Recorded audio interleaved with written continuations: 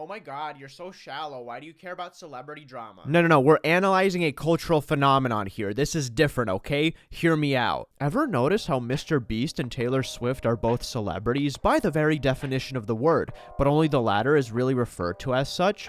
In fact, unless the discussion is specifically about internet celebrities, Mr. Beast would probably not get mentioned at all, and neither would PewDiePie or Mark Rober or Moist Critical or Casey Neistat. It's strange because both Jimmy and Taylor are objectively famous people. Both have a following of millions, perhaps even billions of people around the world, both make millions of dollars on a monthly basis from it, and both cannot go out in public without being mobbed by fans. And yet for some reason, Mr. Beast famous does not feel the same as Taylor Swift famous. But why is that? I don't think it needs to be said, but the whole concept of an internet celebrity is very recent. Back in the day, acting, singing, and comedy were basically your only venues to celebrity status, but then this whole internet thing appeared, and suddenly anyone with a camera could make themselves known. You no longer needed all this red tape of movie studios and record labels and producers to put yourself on the map. A few years go by, and suddenly the concept of a YouTuber and Twitch streamer reaches the public eye. Now, objectively, being a content creator is a very independent operation. Removing the red tape and cutting out the middleman gives you a lot more freedom with what you can create, since now you're not limited to acting, music, or comedy. Though I will say, most creators would probably fall under the comedy category because people like them for their funny personality, but by all means not everyone. On the contrary though, being independent also limits your resources, since you likely don't have $1 million Hollywood studio behind you for your project. Now this really only applies to acting because mainstream comedians and musicians are also fairly independent. I mean sure, Taylor Swift might have a couple producers working with her, plus a manager, a publicist, and a stylist, but I'd assume it's only a team of 10 people maybe. Stand-up comedians probably have even less people they work with. Likewise, big YouTubers might hire a couple editors or writers, maybe even open a small studio for their work, but it's still usually not a large group of people. Generally speaking, as a creator, most of your work will be done by you. And this indie nature of content creators has led to some people not taking them very seriously. Over the last few years, the Met Gala has been allowing TikTokers to show up, and now you've got people going no, why are they allowing all these stupid influencers? The Met Gala is only for real celebrities. Now I think we can all agree that those people need to grow up, but this does showcase the stigma that sometimes surrounds internet celebrities. Remember there used to be a whole debate about whether or not being a YouTuber was a real job? I think nowadays people have come to the consensus that it is. I mean, you're doing something consistently and making an income from it. Pretty hard not to call that a job. But sometimes people still see it as a strange, almost amateur line of work. And in some cases, I can agree. The thing is that while the internet made it a lot easier for people to publish their work and get recognized for it, it also gave rise to a lot of really lazy, low-effort content that people somehow still get famous for. For example, Instagram models and reaction streamers. I suppose I don't have anything against them, because clearly their content has an audience, but let's be real, it's not something that requires a lot of effort. In a lot of cases, especially with Instagram models, people just like them for their looks. But honestly, this can be true with mainstream celebrities as well. In fact, some of them are known almost entirely for their looks. But there is still the fact that there's just a lot of people becoming famous through the internet, whether or not they put lots of effort into their content. It's a number much higher than that of traditional celebrities, because there's only so many songs a radio station can play or movies a theater can show.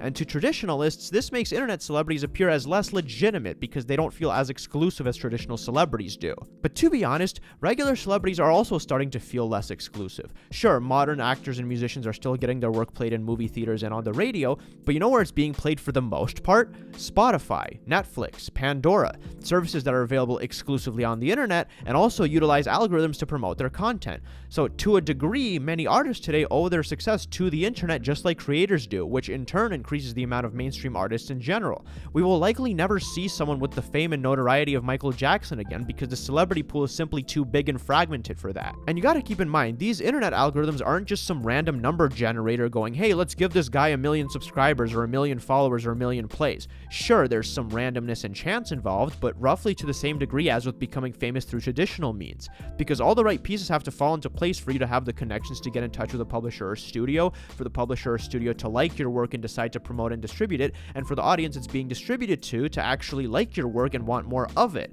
Algorithms are similarly designed to promote content based on its quality and then how much attention and positive feedback it receives. Fundamentally, whether your work is distributed through the internet or radio or television, they're all mediums. Every celebrity, internet or traditional, has gotten famous through a medium. Even the Beatles back in the 1960s. Paul McCartney didn't just build his success in a cave with a box of scraps. People saw his band on radio and TV, and it snowballed from there. And the internet just happens to be the newest medium through which content can be distributed. There are even some networks that operate almost entirely on the internet and use it to conduct celebrity interviews, which helps them get more exposure. And we've already seen some mainstream artists start their careers entirely through the internet. Remember how big the SoundCloud scene was in 2017 and how so many rappers from there entered the mainstream? Yet another example of people gaining success with the internet as a medium. And in the case of musicians, it's really not that surprising because people who make music on YouTube or SoundCloud or whatever are objectively just as good as their mainstream counterparts. They just have to self-publish their music because they don't have a giant record label to do it for them. I'd say the same for animators and documentary channels. To be honest, even regular celebrities are slowly warming up to the idea of people getting famous through the internet, and you're seeing collaboration between the two celebrity types more and more often. Just a few days ago, as of writing, Linus Tech Tips and Charli D'Amelio were on The Tonight Show, and a few years before that, we saw Mark Rober, Mr. Beast, and PewDiePie on late night shows as well. I remember back in 2017, I saw a video where Cass Parley and Ed Sheeran did a challenge together, and I thought that was super cool. There was also this one time where Mr. Beast had Tom Brady and Pete Davidson show up in his videos. A few years ago, Dylan Francis did a skit with Trevor Wallace and a couple of his friends. Epic Rap Battles of History has even had famous artists play characters in their videos. But there was one collaboration which really stood out to me.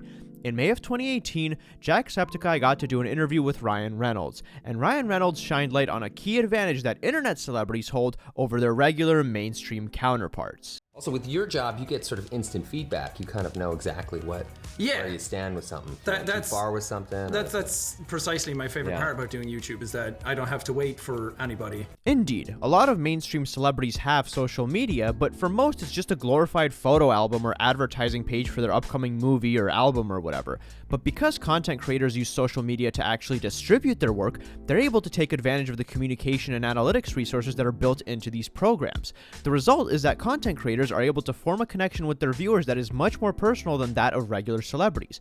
They're also able to, as Ryan Reynolds pointed out, receive instant feedback on their work and what they can do to improve it. And it's this connection that creators have with their fans that regular celebrities simply do not. Sure, regular celebrities do sign autographs, maybe once in a blue moon Billie Eilish will comment on your video, or Daniel Radcliffe will do an AMA on Reddit, but for the most part, mainstream celebrities will be pretty distant from their fan base. And yes, big creators like PewDiePie and Mr. Beast aren't going to communicate with all their fans, but they probably still read and reply to comments and messages a lot more than Ariana Grande would. There is one exception to this, figured I'd give him an honorable mention. Joel Zimmerman, deadmau5. The Toronto-based electronic music producer and DJ can often be seen hanging out with the big names in the EDM and pop industry, but his whole thing is that he also streams his whole music production process on Twitch. Sometimes it's music production, sometimes it's him playing video games or designing the light show and animations for his next set, and while he does that, he's always reading the chat and talking to the people in it and answering their questions. He also often replies to people on Reddit, YouTube, and Discord. Like, he regularly talks with his fans over the internet. He is perhaps the only person who can be considered both an internet and traditional celebrity. deadmau5 also serves as an example of how technology has always affected celebrity trends. And I'm not even talking about the internet here, I mean the fact that he's specifically an electronic musician. Electronic music didn't become a thing until synthesizers were invented in the 1950s, and you didn't see electronic musicians become mainstream celebrities until a few decades after. And you had tons of people back then, and even a few to this day, who were like, electronic musicians are not real musicians because they don't play instruments. But like, it doesn't really matter that they don't, because the music still sounds good and people enjoy listening to it. In a similar fashion, the reason nobody is forming bands anymore is because technology has made it more easy and practical for people to just make music as solo artists, and the music is still good and people like it, so it works. And I think that's what matters most here. Sure, a YouTuber, if they do any sort of acting, only does it for like a 5-minute skit and not a 2-hour movie the way a Hollywood actor would, but their audience still enjoys watching those 5-minute skits. Remember how great the Psycho Dad videos were? It was pretty good acting too. At the time, I thought all that stuff was real. SNL skits are also around 5 minutes long, and people enjoy watching those as well, because, well, skits are entertaining. We don't see TV show actors as lesser actors because they only act for like 40 minutes at a time, because they still do a good job of playing their characters. And you don't even have to be an amazing actor. Like, Gal Gadot and John Cena, let's be real, are not the most incredible actors out there, but they're good enough that people still enjoy watching their movies. And as I've said before, looks. I mean, hell, we don't see Van Gogh or Picasso as lesser artists than Da Vinci just because their paintings are less detailed, because the paintings still look good. Now, okay, if it's someone like Jackson Pollock, I can understand making fun of that because, like, come on, a chimpanzee could have done that. Pollock is basically the painter equivalent of an Instagram influencer, who also happens to be a government psyop. But I digress. I think in general, internet celebrities and traditional celebrities are a lot more similar than they are different. I think even they are beginning to realize that. Sure, they have different strengths and weaknesses, but as long as you're a good person and you're able to captivate your audience in some way, there's nothing wrong with being either type of celebrity. At the end of the day, it's all just entertainment. And yeah, guys, that was the end of this video. I hope you enjoyed it. If you did enjoy it, please do consider hitting that like and subscribe button. As always, this was your captain speaking, and I'll see you later.